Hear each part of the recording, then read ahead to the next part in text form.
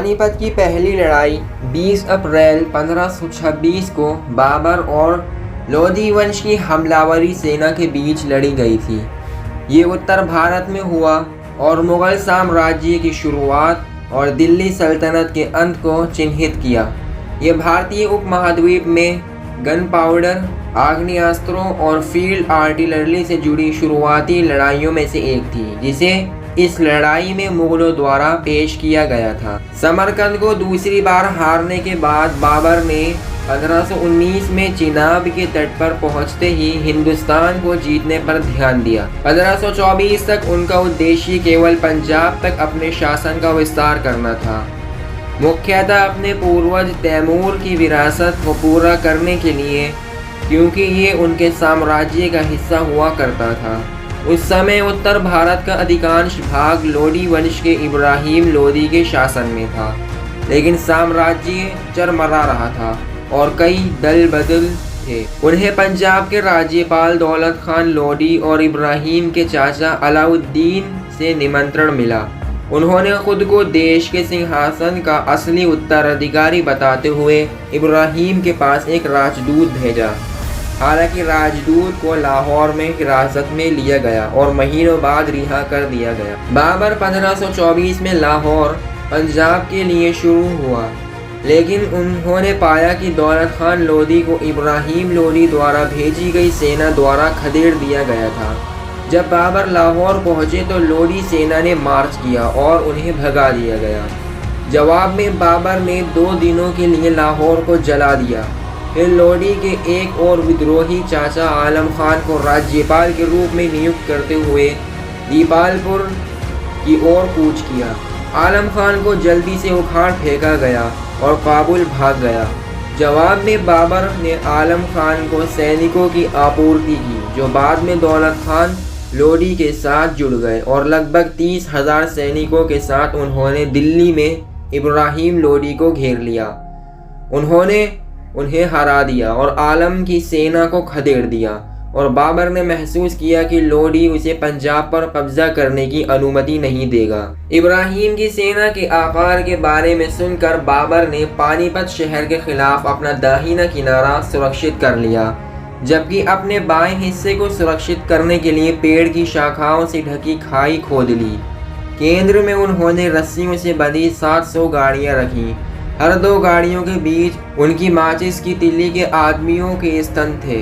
बाबर ने यह भी सुनिश्चित किया कि उनके सैनिकों के लिए अपनी बंदूकें आराम करने और फायरिंग करने के लिए पर्याप्त जगह हो। चलिद्रन की लड़ाई के दौरान ऑटोमन्स द्वारा इसके पिछले उपयोग के कारण बाबर ने इस पद्धति को ऑटोमन डिवाइस के रूप में संदर्भित किया। जब इब्राहिम की सेना पहुंची तो उन्होंने बाबर की सेना के लिए आक्रमण करने के लिए बहुत संकीर्ण दृष्टिकोण पाया, जबकि इब्राहिम लोधी ने अपनी सेना को संकीर्ण मोर्चे के लिए अनुमति देने के लिए फिर से तैनात किया।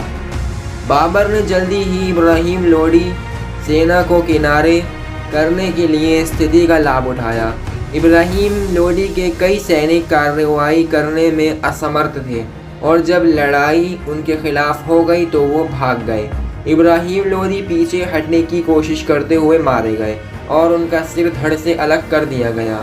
युद्ध में 20,000 लोधी सैनिक मारे गए। बाबर की बंदूकें युद्ध में निर्णायक साबित हुई। सबसे पहले इसलिए कि इब्राहिम के पास कोई फील्ड आर्टिलरी नहीं थी, बल्कि इसलिए भी कि तोप की आवाज़ ने इब्राहिम लोधी के हाथियों को भयभीत कर दिया, जिससे वे उनके आदमियों को रौंदने लगे।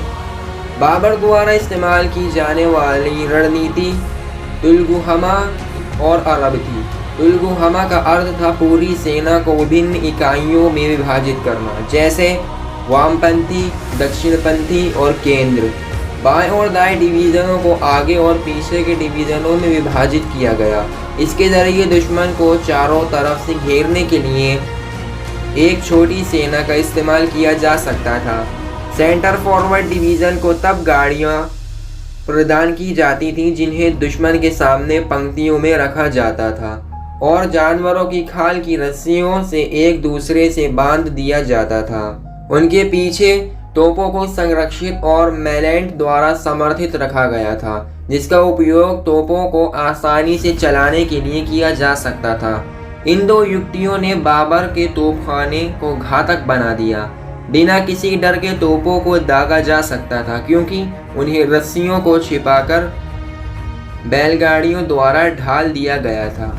भारी तोपों को भी नए लक्ष्यों पर आसानी से पार किया जा सकता है, क्योंकि वे पहियों पर चलने वाले मैनलेट द्वारा चलाए जा सकते हैं। इब्राहिम लोदी की मृत्यु के बाद इब्राहिम लोदी अपने 20,000 सैनिकों के साथ युद्ध के मैदान में मर गए। पानीपत की लड़ाई सैन्य रूप से तैमूरिड्स के लिए एक निर्णायक जीत थी। राजनीतिक रूप से बाबर को नई भूमि प्राप्त की और भारतीय उपमहाद्वीप के मध्य में लंबे समय तक चलने वाले मुगल साम्राज्य की स्थापना के एक नए चरण की शुरुआत की। दोस्तों, इसी में की नॉलेजेबल वीडियोस देखने के लिए हमारे चैनल फैक्ट नॉलेज वर्ल्ड को सब्सक्राइब करें, ताकि हमारे न्यू वीडियोस का नोटिफिकेशन आपको टाइम पर मिल सके। दोस्तों, मिलते हैं एक और न्यू वीडियो में, तब तक के लिए बाय।